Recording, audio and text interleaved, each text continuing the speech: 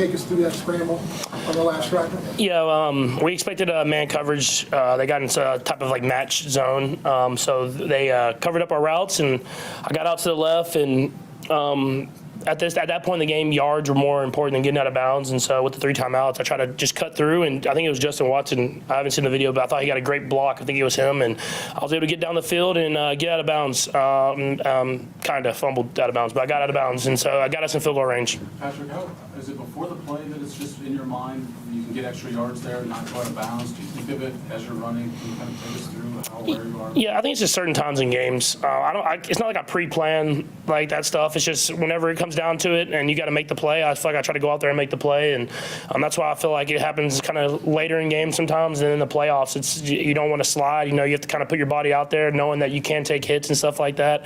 But we've been able to make some big runs and some big moments. Could you have made that scramble a couple weeks ago, considering you were dealing with the ankle? I don't know. I think I always say adrenaline will get you through it. But it is helping a lot when you get a little bit healthier and you can kind of get your body back into it. And a credit to the training staff. They stayed on top of me about being in there as much as possible. And I finally was able to get off that list this last week and kind of get back to just my normal routine. And we went out there and made something happen. What was the mindset of the offense at the onset of the drive? Yeah, I mean, you want to get as close as possible, give our guy a chance to make a field goal.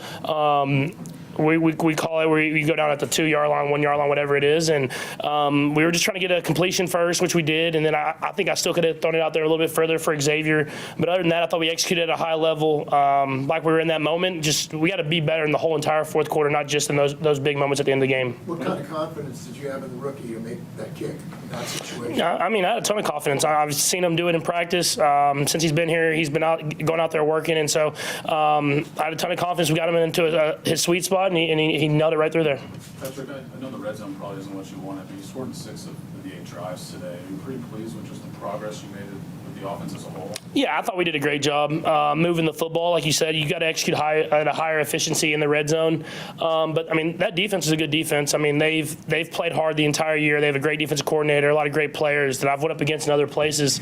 And so I thought we did a good job of executing the offense, moving the ball. But like I said, just in that second half, especially in that fourth quarter, we got to be better. I mean, just putting the game away and not giving them chances. But we were able to do it there at the end. Noah mentioned just the fact that you gave him the answers before the test on his second touchdown, that what coverage was going to come. Can you kind of take us through recognizing that and then going to him on that play? Yeah, we go through it every week. It's not just me. I mean, me, the quarterback coaches, and the players, we go through certain checks you get to versus certain coverages. And I was able to see by the way they lined up, they were getting into their cover zero look. Just alerted the guys to make sure they saw what I saw, gave the check at the line of scrimmage. And then you trust your guy to go out there and make a play and just put it up there. Well, like I threw a great ball, just put it up there and let him just go up and make a play. What were your thoughts on watching Bryce Young up close?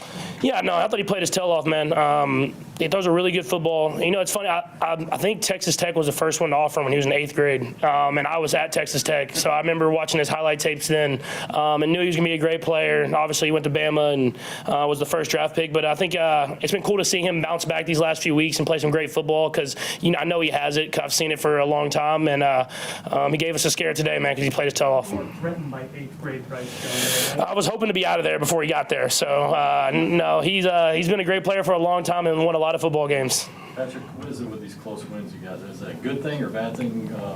Heading forward, do you like to have a few blowouts? Yeah, I mean, you always want to have some blowouts. You want to be a little calmer in the fourth quarter. But I've always said it can be a good thing as you get to the playoffs and later in the season.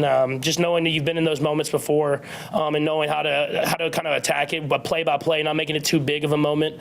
But no, I mean, I would say this more than anybody. I would love to win a game, not by the very last play. The last one, Nate. Patrick, I asked a couple guys in the locker room, you guys have talked so much about the grind of the season. When that phrase kind of gets mentioned, does it remind you of days like today?